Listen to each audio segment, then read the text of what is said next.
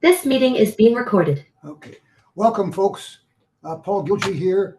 This is the Rolette Reunion Planning Group meeting this afternoon. And we're sure glad to have the number of people we have on the call. And we'll get going. Jeff Epping will be managing the screen. And go ahead, Jeff, and let's get going. You got the first screen up there? Well, I copied in the email with a more detailed agenda. Yeah, that's what it says. That's the start. That's the start. Yeah, that's the start. Okay, and then let's see. My screen is obliterated by something else, unfortunately. But yours isn't clear over there for everybody. Okay. Mm-hmm. Did people see it? Let's move then. Pardon? I was asking. Yeah, we can see it. Okay. Okay, you can see we it. see it. Okay. Okay, let's move to the second slide, if you would. Location date. Okay.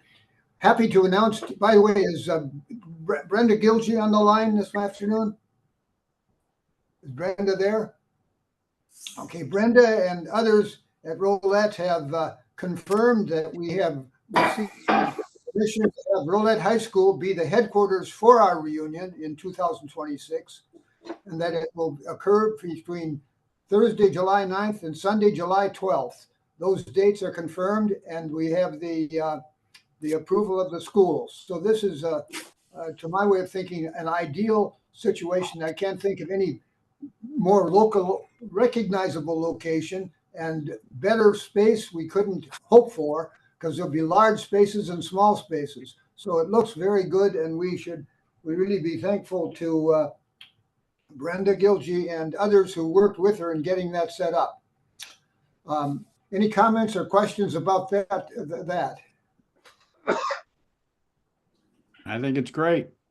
Okay, let's go to the next screen then. Lodging is always a big question, and Jackie Hines is going to be working on a lodging list, but I just made an arbitrary call myself 2 days ago to the Sky Dancer Casino, which is got 148 rooms within 8 miles of the city of Rolette, directly north of the city. Can't miss it. There's no loss. It's right there. So, and I even made my own reservation for 2026 just to see if I could do it. And the question came up about reserving a group of rooms, and I was kind of at a loss as to how to respond, so I didn't. I just wonder if we should try to reserve a set of rooms yet, and if so, how many, or should we hold off? What's your view on that? So you were able to make a reservation 2 years in advance? Yes, I said, okay. Can I make a reservation for January for 2026? And the receptionist said, well, let me check. Yeah, sure, go ahead. So I did. I got a confirmation number. Okay. So yeah, I think we ought to reserve a block of rooms. Yes. The question is how many?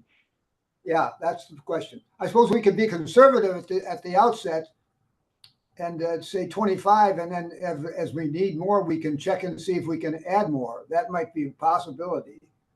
Hey, Paul, this is Bernie. Yeah, Bernie. About a year ago, well, going back 2 years, I was working on my high school class's 60th reunion, which was held last year. And we inquired about a year in advance of an Embassy Suites hotel for rooms, and they wouldn't give us a rate at that time. They wouldn't guarantee a rate, but they would give us blocks of room with the ability to add, additional, I think blocks of minimum of 5. So we started with like 10 rooms and then added 5 a couple times. But if they can give you a rate now, that's great, because you've got to assume that whatever the rate is now, it's probably going to be higher in 2 years from now. And whatever flexibility they can give us in that, I'd be glad to take that up if you wanted me to be a point man on that and see what they'll do. Anybody have any objection? I think we should take Bernie up on that. Is that okay? Good idea. Yeah, Yep. that's Okay. great, you know. Find Go out ahead, what Bernie. they can. I'll get Yeah, information and then just get back to you with what I learned. Yeah, I'll please make do. no That'd be great. commitments. I'll just get information and try to get some specifics. Okay. Hey, Bernie, on that, did they have a cancellation policy for that embassy suites you used? Yes, that's a good point. You could cancel up to, I can't recall if it was 24 or 48 hours, but it was a short, Oh. it was a short time. And That's good. I had to, you know, they had to have some, there was another policy too, I should add. Of course, we don't know what the casino's going to do, but there was a commitment that whatever, I think, like we started out with very conservatively with a block of 10 rooms. And you are committed, if they do block those rooms for you, and they will, you know, they hold you to 80% of that. So theoretically, I don't know, we never had to deal with it, but theoretically, in terms of the contract, if you didn't, you know, let's say you got 10 rooms, if you didn't book 8 of them, you could be charged for the difference, I guess, or maybe you could be charged up to 80% of your block rate or something. But and then I put it on, they needed a credit card, so I put it on the 10 rooms on my credit card, but they didn't charge it. And when individuals then wanted to make their own reservations, they took their credit card. So each person was on the hook for their own room. And they could pay, you know, I think up to, you know, within 24 or 48 hours, they had to have paid. So you didn't have, it's not like you'd be paying now for rooms for 2 years and have that on your credit card. Just for the record, Bernie, we're in process for setting up a bank account for the reunion at Yeah. the Bank of Rolette. Paul, we're trying to get the IRS entity set up first, but we'll have that, and we should have at least a debit card facility with that. So we can, nobody has to be exposed. Well, we'll but down. on that very point, I was going to comment that they took my reservation. I didn't ask about a price. They didn't offer a price, which was stupid of me, but they did take the reservation. So in addition, Bernie, to you checking and seeing if we can get reserved, should we tell everybody in our next email that if they want to make reservations now, they're welcome to do it? Well, let's see what I find out. Yeah. I'll try to get Okay. them to commit to a rate, and of course, I'll work for a discount. You know, Okay, I good. negotiate Okay. for my living. And by the way, so. on our credit card, I don't think we're planning on having any of the lodging be on any general. Everybody will have to. No, we won't, but they will require some credit card. And I think I see. Okay, I it's got you. I'll get all that information and I'll get it all back to you. okay. Okay. All right. Any further comments on? And of course, there are motels in the other cities around, as you all know too. Okay. Should we? Any more questions on lodging? By the way, Jackie Hines is sort of the unofficial lodging coordinator up at Rolette. So I'll email Jackie, Bernie, and just tell her that you are going to be checking with the casino about the availability of reservation. Okay, great. Maybe send me her. Who is that again? Jackie Hines, Okay. Jason's wife. Okay, I'll tell her, and I'll give her your email so that you two communicate. Yeah, I'll try to look into it this week. Okay, good. All right. Any further questions on lodging? Well, let's move to the next slide, if we could, Jeff. The Norway tour, for those who want to take it, has now been set. It's going to go from Saturday, September 6th next year to Wednesday, September 17th. And this is what you've got here is the itinerary. It starts on Saturday, September 6th, and runs to, there's a couple more slides. You can go to the other two slides there too. It was, and it will during its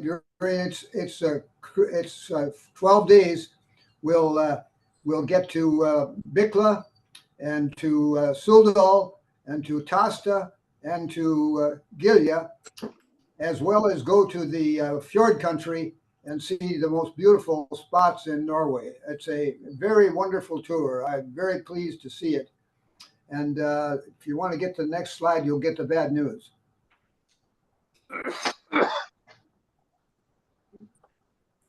Well, do we have how many people showed interest in it?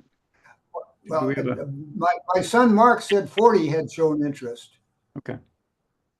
And this cruise, this assumes a minimum of 20. And the price is set, but it's not absolutely set. They can't guarantee a price until October because of airline fees, but they estimate that it would be air and land from Minneapolis would be $63.95 per person, and that would be subject to a modification in October. But anybody who makes a reservation now would be able to decide not to do it if the price is outrageous. So for example, I just did it today. I sent in the $400 what they're requesting, and by the way, my intent would be to send the complete thing to everybody after today's meeting, so that you'll get the total package with the sign up form there for you, and you could decide if you wanted to make a reservation now, if you wanted to wait later. And if you want to go to the next slide. Hey, just in response to Jeff's question, Yeah. I think over here we would probably have, I'm thinking we'll probably have 4 people. Where's over here? Yeah, Yeah. the Carolyn's family. Oh, okay. We would have, Martinetti's. yeah, so we would have myself, Carolyn, probably Karen, and then probably Josh. Well, wonderful. That's great. Thanks, Joe. Okay. So that's an indication. Anybody else want to indicate their likelihood of being interested, just for information? Frederica. Yeah, Frederica's waving her hand. Yeah. There's the first 6. So, Well, we have also Carolyn's niece, Christine, And Sandra's Cliff. daughter, and Cliff. So we've probably got, potentially we have 6 so far, just in our family. Well, this sounds like this is a goal, because I've heard some others tell me what they're planning to do too. So I don't think we'll have any trouble. Anyway, if you wanted to make your reservation now, and you'll get the stuff in your email within the next 24 hours, I'll send it after the meeting today. You'll get the complete package with the itinerary and the sign up form. And if you include 400, they'll reserve your seat for you for 400. But and then you can decide later, and they'll give you all your money back if you decide not to after the firm price is established. What's the drop dead date for committing for this? We don't know. Oh, that's another answer. I got another answer to that question. The Brecky Tours will answer all those questions. We don't have any. Ability, and don't know the answers. But my son Mark said when he got that set up that any questions we have, and that'll be in the information you get in the mail within 24 hours, that any questions you have will be responded to by Brecky right away with their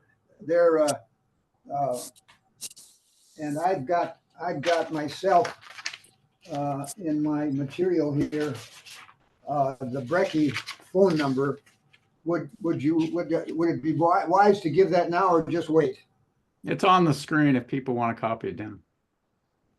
Okay, just 1 second. I got to run to the other room. If I can get this to return. Hey, Jeff, I sent you an email this morning. Did you get that? I did. Yeah. No, I just, whenever. I mean, you don't have to respond right away, so. Brecky's phone number in Grand Forks, North Dakota is 800-437-5302. That's 800-437-5302. Their local number is 701-780-9352. That is 701-780-9352. And you'll have that as well in 24 hours. Okay. And then I see there's some other phone numbers up here. Well, I don't know where those came from. So, Well, they were in the presentation, but that's all right. okay. I'm All right. sure, and there's an email address there too. Yes, there is. Yeah. Okay. Any further comments or questions about the tour? Paul, concerning the airfare, we'll be coming from all different airports, so I assume Yes. There's an option not to use the Brecky airfare. I think that's That's the other. St. Paul, Minneapolis. Yeah, I think that's a question for them. Yeah, that's right. And they I know will arrange airfare from other cities, but maybe you could even ask if you arrange your airfare separately, how will that work? So Yeah, that would make sense just to meet everyone over there. yeah. Jeff and I will be going together from Washington Dulles. Yeah. Oh, okay. Great. Okay. Thank you. Should we move on to other stuff, or do you want to stick with this for a little longer? Anybody want to I hear? think we covered it. Okay. Ken Dahlstead, my brother-in-law. I'm on. If you James- can hear me. Ken, are you here? I am. If you can hear me. Okay. Well, Ken, why don't you tell them what this is about, and then. Well, this is a proposal that Dan and I thought about and brought it to Paul, and that is to put some kind of a memorial at the Westland Cemetery. There's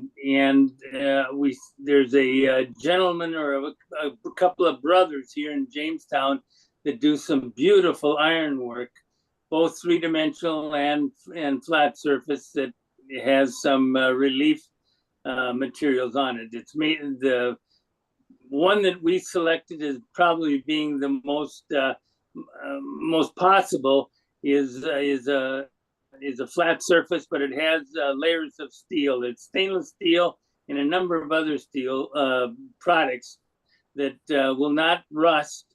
And I've seen a number of their works around Jamestown and Stutsman County. It's very beautiful.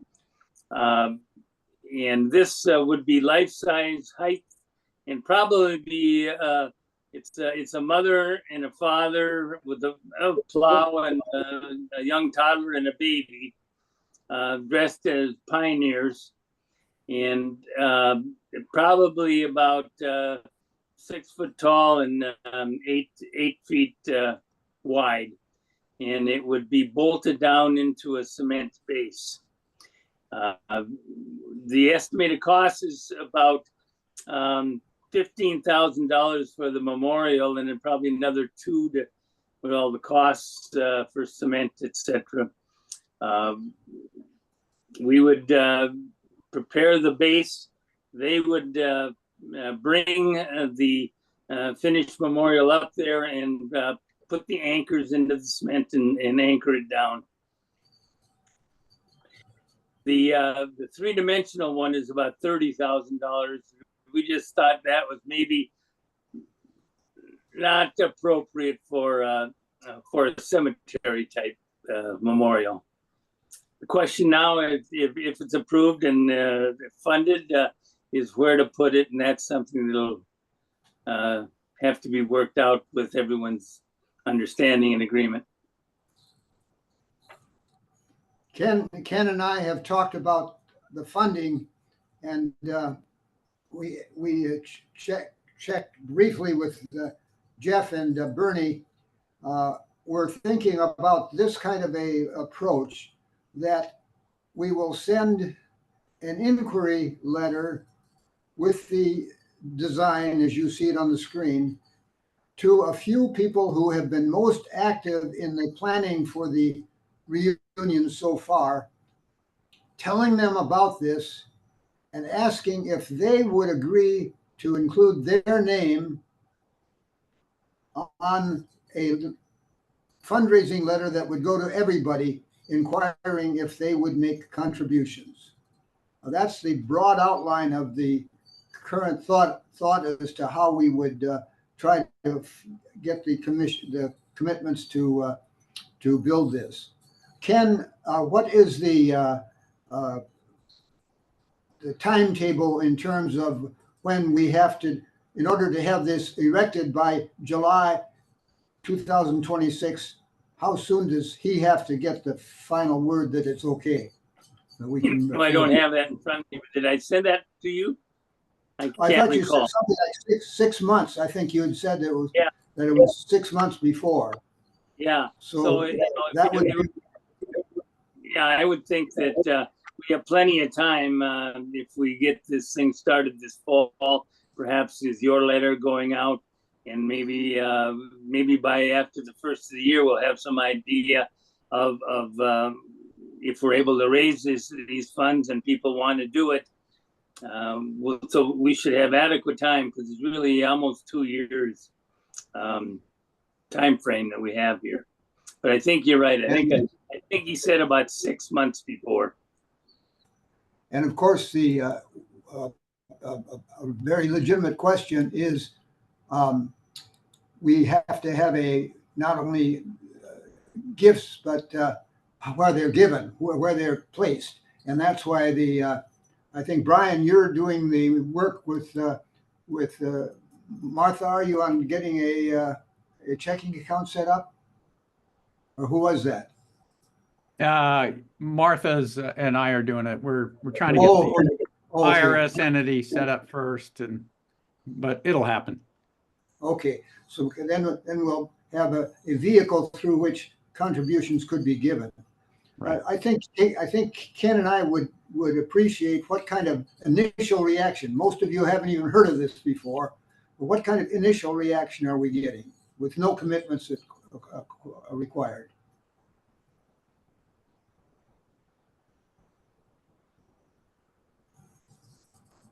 I think it'd be a nice monument to Yeah. make. I agree. I think it's a good idea. I've got a couple of comments, Paul. Yeah. Well, first is just this little technical question. There's a comment there on the slide about the blue color. It looks like there's basically two colors. Well, white, I guess, would be just the bare stainless steel, I'm assuming, but you've got blue and then different shades of brown. And how is this a fairly true to life representation of what it would look like, and how enduring are the colored portions? We know the stainless steel is the durable material. What about the coloring? They indicated that they are very durable, and there's kind of, in this kind of a monument, there are a number of layers of steel that are used to create the differentiation of, say, buttons and suspenders and that sort of thing. So it's not pure flat. It's there are multiple layers that help give it some dimension to it. There are a number of their sculptures around Jamestown. There are a couple up at Jamestown College, one at the local elk club. The local hospital has a beautiful globe. They're very durable, I've seen them. A number of them are 5, 6 years old, and there's absolutely no sign of any rust or anything like that. A couple more comments.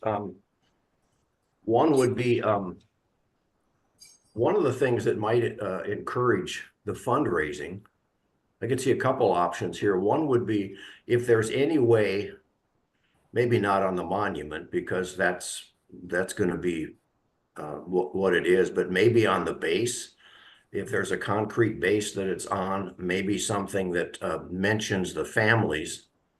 It might, you know, what is there, like, I can't name them all, but I can think of 3 or maybe 4 names: Gilgy, Tostad, Bakken. I've heard Beaver. Anyway, the principal families that are represented, the branches of this family that are represented, it might encourage fundraising if people, maybe if they're not even going to attend it, but they know that their ancestral name is on there. That might encourage, you know, raising funds for this. Another avenue, if we don't go that way, is there's certainly other people in the Rolette area that probably would think this was a good idea, and maybe there'd be some public contribution from people that aren't related to these families, but they have, you know, they have a connection to the community and think this would be like a community enhancement. And then the last comment I have is, I'm thinking of before money is spent on this thing, it would be good. I don't know what the governing entity of that cemetery is, but you know, I live in California, and if you try to build anything here, there's going to be some layer of governmental or some authority is going to have oversight over that, and you'd want to make sure that there's a permit and approval for this particular design, its size, its location, and all that, because it would be terrible to build this and then find out, you know, you can't put it there, a bunch of obstacles pop up. And this is Ken Daltz again. I'd be more than happy to assume the responsibility to find the answers to those questions. But I'm guessing we aren't going to find any kind of issues. That'd be great. But I will.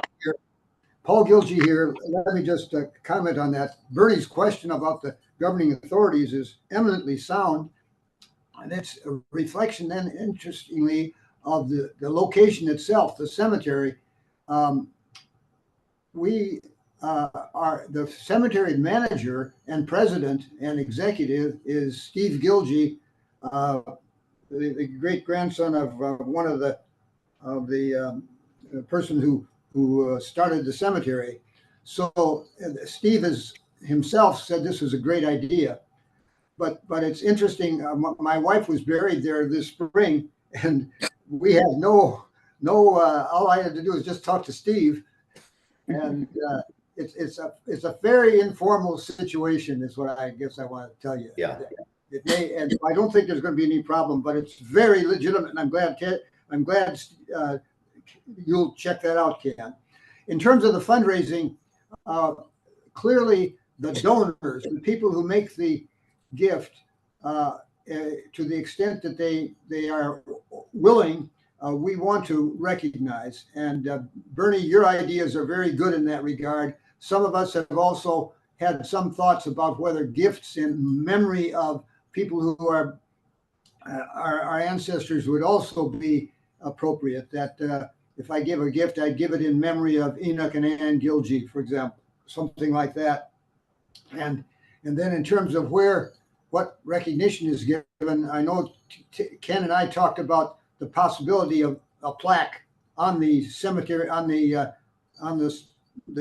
concrete base that would indicate the nature of the contributions. So very good idea. And at the very least, when we reseal the time capsule, we'll have the names of the donors in there. So we'll probably want to have it more than just that. Further questions? I have a few comments. We travel extensively, and across the prairies, they have put in these steel things that will have like an oxen and a wagon and that kind of thing. And with the backdrop of the prairie, and even though it's just a single steel and they're usually just plain brown, they are wonderful to see. And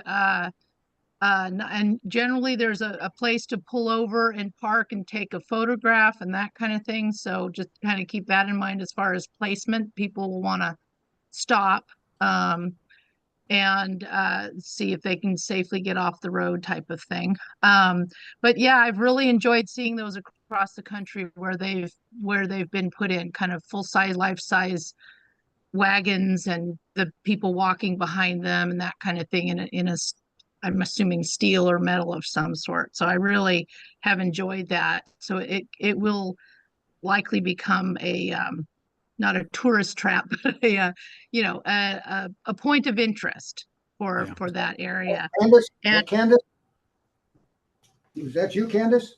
Yes. no, I'm sorry. Go ahead. Yeah. Okay.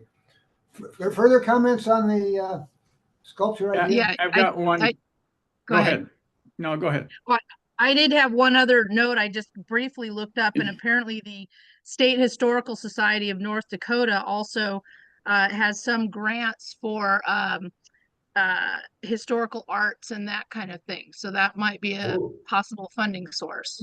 Good idea. Yeah, that's a good idea. Okay. Should we go on, or do you want to stick with this one a little longer? I have one comment. Ken, maybe you can have Brad at least make the gentleman's smile neutral. It looks pretty dour. I know life was tougher, but man. Don't make it too realistic. I would make it neutral. I get the intent. I will talk to him. Okay. Thank you. All right. We're moving on. I thought you were going to say make it look like Ken's face. There we go. Just like you are. I'll take a snapshot right now. All right. We moving on, Paul? Okay, good. Yeah, move on. Okay. My daughter is a painter, Lisa Lewis of Denver, Colorado. And Lisa is thinking that a painting of the cemetery area when the church was there would be a good reminder of what it was in the past. And this would not involve any expense on the part of the organization or anything like that. It would be something that would be, there'd be an original, and then she would make prints and could make them available for sale along with note cards. And that would be all handled separately, but we would come away with a for people who wanted it, a memento of what the Westland Church was like and its old setting. So that's what Lisa's working. I'm just telling you this for your information, but you might have some good input to make as well. Good idea. Yeah, I think it's great. Would a miniature that fit in the capsule? Yeah, it was a castle. Yeah. Yeah, it's anatomically correct, as we would say, in terms of the picture.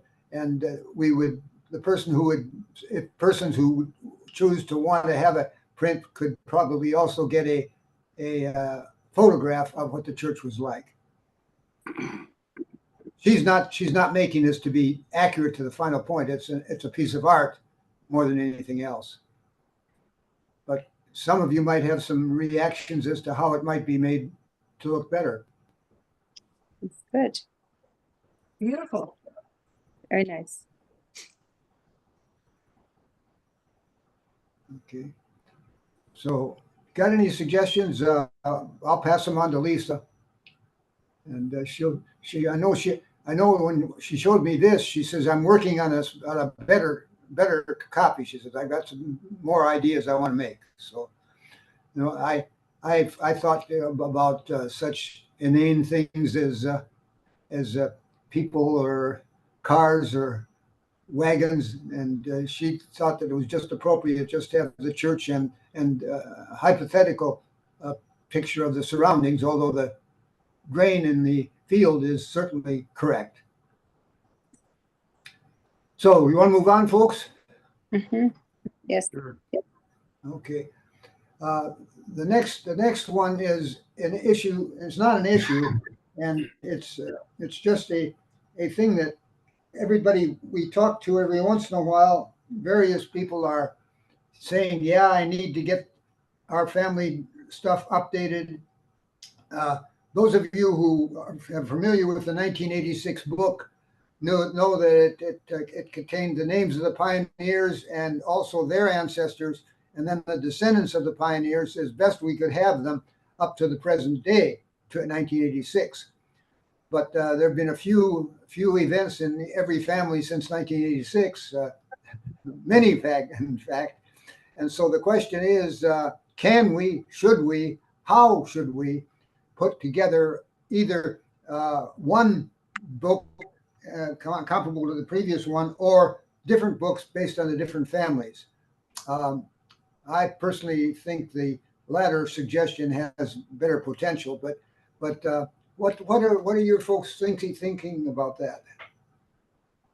Well, Paul, hadn't we established early on when we started this whole effort a genealogical committee? Yeah, right. And Wanda and Joe Gilgee, Wanda Hine and Joe Gilgee are involved in that. But the clear evidence is they're doing their best, but in order to get this to succeed, the individual families have to respond with all the data. My thoughts, honestly, are to go the software route, especially with younger generations. Getting them to supply information online is going to be a lot easier than having them send it in someplace. Well, that's a very good point. And in almost all cases, when we've gotten it so far, it's been provided that way. There is not just one program that has been established, Jeff. So to that extent, we are not as organized, or we do not have the things set up. What you're saying, what I like too, is that there could be a single place with a program, and all people would have to do is just write in the names, and they would be automatically placed in the right category in the right location, and would all be done for us.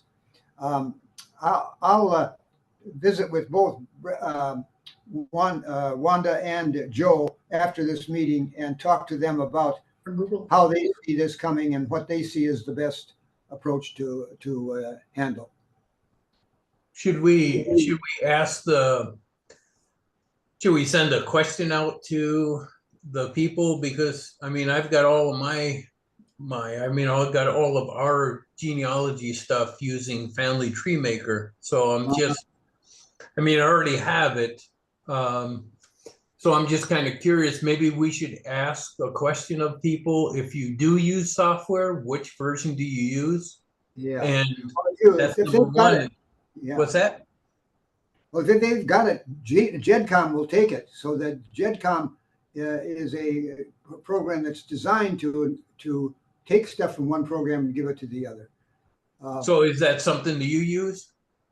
Oh yeah, I've used GEDCOM many times. That's the program. You can just save it as GEDCOM and then send the GEDCOM file to the other person, and then they can import the GEDCOM file into their own program. Yeah, I'll look into Family Tree Maker and see. I'm sure that it can also import stuff too. I'm sure, yeah. I think you all are indicating here this is worth continuing, but we don't have it sufficiently well organized. So I'm going to talk to the two people that who agreed to deal with this up front and mention that today there was a feeling that yes, this is an important aspect, but that we need to find some structural way to easily get it from the various families. I've gotten stuff from 2 or 3 families and stuck them into Ancestry, and then I've played for those of you who've had some of your own families sent to me, my stuff sent to you. I've put that into my program from Ancestry and send it out. So we've got some progress, but we're not well organized for the whole process. That's the thing I'm We did. sensing. I remember when we originally set this up, I went out to my siblings and supplied, some of them supplied information. It wasn't universal, but we'd gone out with a request before. In my view, I think whoever organizes this should choose the software and Yeah, just how things are collected. right. I think that's the easiest route. Well, I'll tell both of them that. Both of them have software, but honestly, I've never talked to them about what they have and what they consider would be the best approach to take. And as you said, Jeff, software, it's possible that all we would end up with would be the data online and not printed out. And people, if they want to print it out, they can print it out themselves. Yes, I would suggest that's the route, especially because it's never going to be complete, and the software handles that much better than paper. Yes. And as I say, I think the younger people are, the more they're going to be inclined to just want to see it online. Yeah. In '86 we put pictures in. Of course, you can put pictures in on the digital too, so that everything is possible both ways. But we'll chat with them about that and see if we can make some progress and report back to you. Okay, you want to move on? Sure. Yep. The next slide is the last one, but it's got plenty of stuff in it. The schedule of events for the reunion, Elaine Hearn, who grew up in the middle of the rural area of Rolette, is very aware of the need to schedule things in an orderly fashion.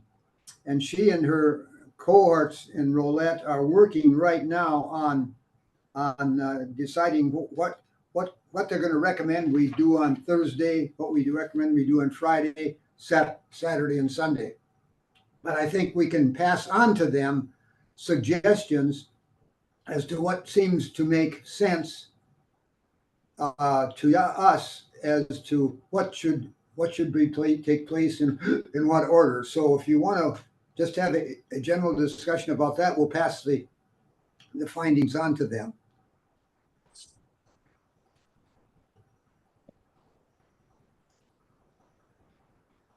Let me illustrate. I Go this ahead. is Ken Olstead. I'm married to Ann Gilgy. And I would suggest, because we have 3 or 4 days there, it would be nice if there was perhaps a time when just your immediate ancestral chain could meet, as opposed to with everybody. Excellent. Yeah, that's important. Mhm. Yeah, we've got to add in individual family gatherings. Very good, Ken. Along those lines, I also wanted to add, Paul, that we were proposing to have a new headstone for one of the Beaver legacy pioneers. Yes, yeah. The great aunt or the great grandmother is going to have a stone put in her name, aren't you? Yes. Yeah. So we wanted to do that in conjunction with a public event like the opening of the capsule, or perhaps even this pioneer display, whatever that turned out. That's a great We idea. wanted to have sort of that a small unveiling of that new Sure. headstone. Well, I could So Michael easily Beaver imagine. is taking the lead on that project. Yeah. Who's who's taking the lead? Michael Michael Beaver, is. Yeah, that's what I thought. Yeah. Yeah, and that could take place easily. I don't along think the we lines got of, to make sure we get it on the agenda. Is what we're saying. We've got to have it on the agenda.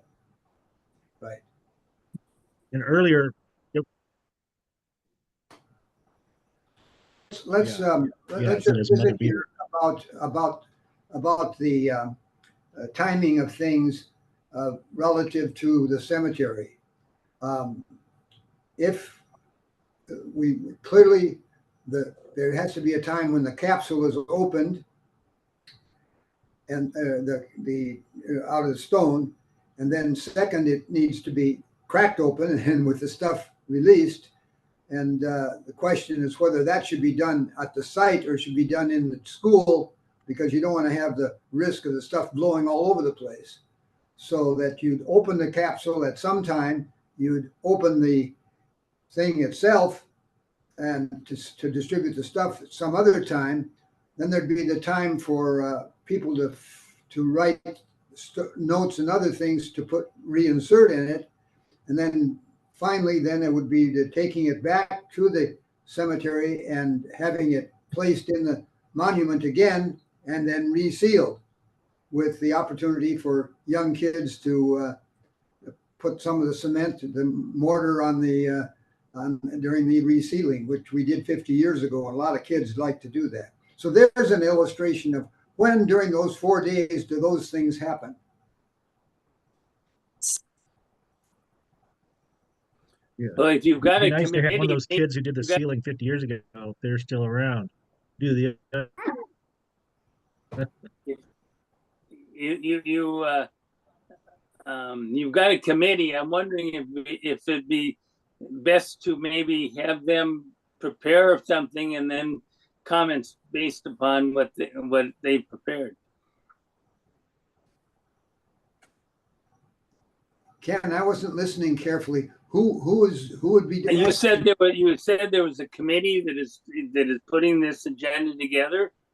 I Yes, believe. right. Yes. Yeah, I just wondering if rather than just be willy-nilly throwing ideas out, if they produce a preliminary draft of an agenda, and then they could receive comments. Excellent. Thank you. I will pass that on to Elaine Herr, who's leading that group. That's good. And then we could also include in that the idea of the individual family reunions, and then the Beaver family monument that's going to be installed, when that would be taking place, or where they could suggest it take place, plus the other stuff. Good idea. I've got a question concerning the events. Are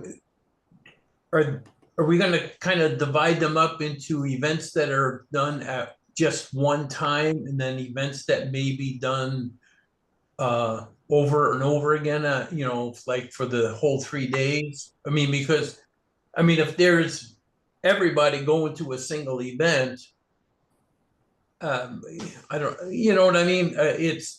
Yeah. So we need to separate them out into 2 separate ones, right? Yeah, that's a very good point. That one of the examples are the visits to the historic farms and the viewing the displays. The displays can be viewed at the church, at the high school all weekend, and the farm visits could take place at different times too. I think that's what you're getting at, aren't you? Right. Yeah. Because if like Jeff and I wanted to do a presentation on, for example, and there could be an unveiling, event that might be, say, at the same time as the opening of the capsule and or the revealing of the beaver headstone. That might be where everybody goes to the graveyard at one time and views all the things that are happening there. Just a thought. Yeah, good idea. Yeah. We'll let them wrestle with that. Yeah. By the way, Joe, that was you speaking, wasn't it, Joe? Yeah, Yeah, you and Jeff are going to have a Zoom session on the genealogy, aren't you? The geology. sometime, I don't know when, yeah, Yeah, and that can take place sometime in next year. Right. We currently have commitments up till February. So Wow. after February, we can have additional ones scheduled. Works. Okay. Okay, let's see. Further further comments about how we plan the agenda and all that? Yeah, Paul? Bernie? Yeah, Bernie. Yeah, I know, I'm looking at the clock here and I'm guessing we're near the end of our, if this is supposed to go an hour.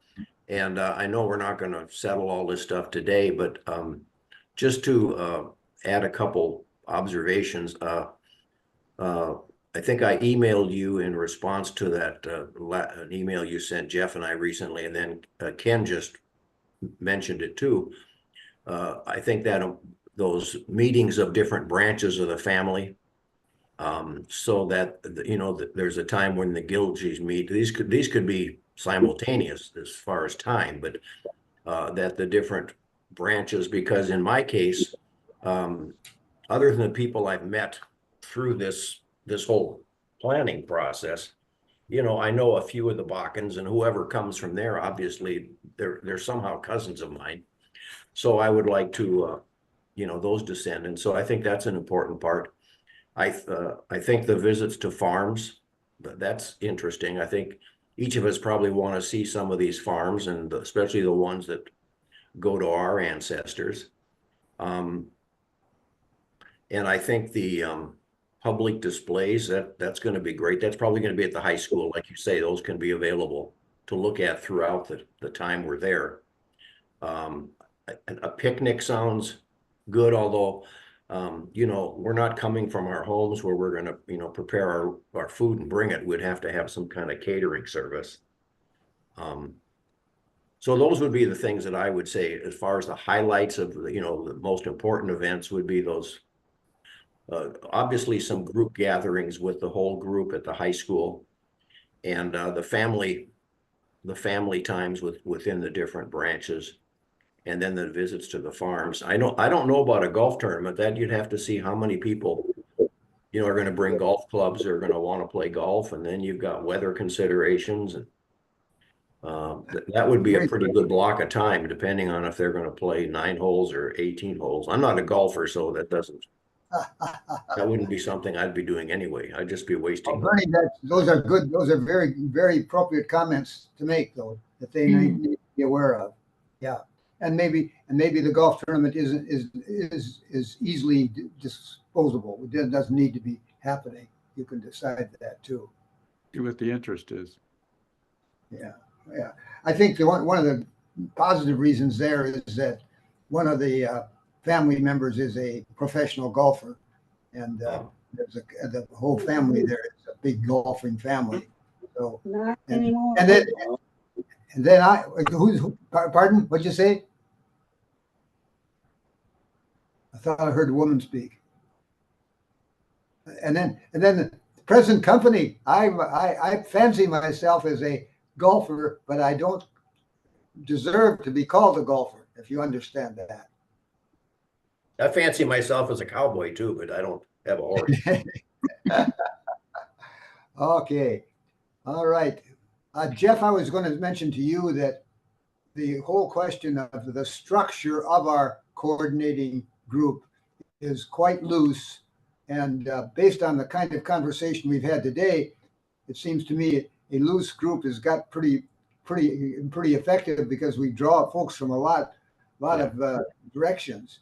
Yeah. So that's not a bad idea to be fairly loose. And when we have maybe we're talking about the full committee report to everybody, and then the individual persons that are doing the work can get their jobs done and reported to us, so we can have another 3 or 4 months have an updated meeting like this one. How do you see that? Yeah, I think that's true. We just have to call it along. Say, by the way, John Sampson, you've been quiet, and you've got a fairly important role to play in coordinating the church service. So you might be thinking about that as to whether that would be taking place at the high school or at the cemetery. Yeah, I think originally we were assuming at the cemetery, but you know, as we get closer, I'll get the committee together and we'll get some ideas. And my thought is, we'll try to incorporate some of the traditional elements that a worship service would have had many, many years ago, that our forefathers would have, Sure, enjoyed. good idea. Also, we'll be sure to include plenty of family members in terms of, someone could do lead a responsive reading, someone else could read scripture. So we'll get plenty of folks involved.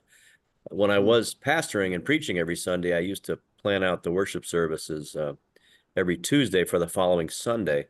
So 2 years in advance is quite a stretch for me, but I'll be working on it. Oh, Don, I know I didn't know that you're a pastor yourself. Well, we just were happy when you agreed. Wonderful. Okay, are you still a pastor today? Well, I'm ordained in the PCA, Presbyterian Church in America, which is pretty close to our Lutheran forefathers' heritage. But I retired from weekly pastoring, but I'm still serving. I serve with our chaplain ministries now. In fact, right now I'm calling from Tacoma, where I'm visiting chaplains. Oh, okay. I might say that I do have the recording of the worship service that took place in 1976 at the cemetery. Oh, I'd love to review that. Sure. You'd like? Okay, I'll Great. I've got it online and I'll send it to you. Great, thank you. Okay, and then we've got the program too. Right. The program booklet. Good. And back to the tour to Norway. Nancy and I are definitely planning on going, and I think some of my siblings and nephews and so forth might go too. So looking forward to that. Okay. By the way, this is good news for those of you listening. The kind of comments we've heard today on the tour, I think it would be good if you would feel up to it, to getting, when you get the sign-in form, to get yours in early. It'll give us an idea of how things are going, and the sooner we learn that, the better for overall planning. I've got a hunch that it might be more than 40. I'm not positive, but I've got a hunch it might be. So We rent 2 buses. yeah, right. we'll let the travel agent worry about that, but that's right. Further, Frederica sent me a note. Frederica, I am going to, plan to leave for Norway a week ahead of time, because I'm going to do some visiting with some of the people before the organized tour, and I'll probably be planning to go to Stavanger, and I'm not sure exactly yet where I'll be going from there. But I think I saw you were planning something similar. Yeah, with you about that. Good. And Frederica, you had a question of me about because you're involved in the historic displays, about whether there will be tables available at the school. Yes, and Paul, that's an agenda that I have some preliminary thoughts about, and it certainly could wait till next time till I get a few more details. If you, in view of time, if you want to. I just suggest you make contact with Elaine Hearn or Angie. They'll jump on that chance to help you on that regard. Okay, So, and then go with the details at our next meeting. Yeah, right. That would be good. Okay. Yeah, Jeff, Jeff, what else we got? Anything else? That's it. We I have Josh here. I have one quick question. Do we want to add anything to the website, like announcing that we've confirmed the date, or something else we could announce is that we've decided on the Norway tour, so we can just add some information there to contact us if you'd like to get that packet as well. I a good idea. That's a good Yeah. idea. Good Is idea. this Josh? Is this Josh? Yes. Yep. Yeah. Josh, why don't you write something up and put it in? Okay. And- Anything and else? I'd be happy to react to what you do, just in case we got a little difference of on a date or something. Sure, go ahead. Yep. All right. I'll get that Great added. idea. Okay, terrific. Thanks for coming up. Okay, well, thank you all. Great time planning this. Hey, Paul, I got two other little comments. Yeah. Go First, ahead. whoever's working on the potential sculpture stuff